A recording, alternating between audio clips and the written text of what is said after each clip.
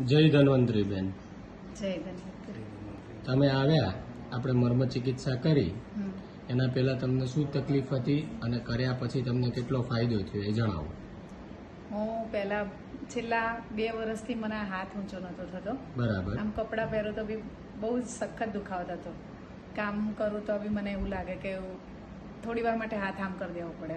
સ્કૂલમાં હું પ્રાઇવેટ સ્કૂલમાં છું, તો ત્યાં મને એવું થાય કે હું લખાવું છે એના કારણે મારું આ થાય છે. તો મેં પ્રાઇવેટ ડૉક્ટરને બી બતાવ્યું, તો પ્રાઇવેટ ડૉક્ટરે મને એવું કીધું કે ભાઈ તમારી નસ દબાય છે, ઠંડો શેક કરો, ગરમ શેક કરો, આવી બધી મને સલાહ આપી, દવા આપી, પણ કંઈ ફરક પડ્યો નહીં. જ્યાં સુધી દવાનો પાવર 100 હોય ત્યાં સુધી આ મને આરામ રહે એમ.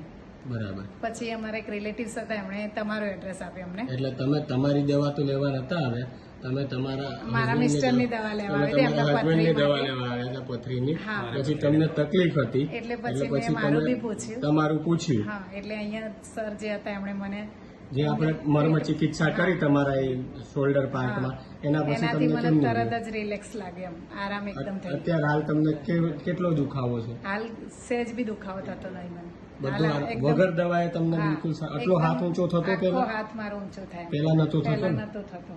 પહેલા મને આટલો જ થોડો બસ જ થાય. 3 જ મિનિટની ટ્રીટમેન્ટ 3 આપી, મિનિટ થાય. એમાં તમને લગભગ 100% આરામ રિલીફ થઈ થઈ ગયું. ગયો મને એમ. બરાબર. એક એટલે વખત હું તો સલાહ આપું કે દરેક જણે આવવું જોઈએ અહીંયા.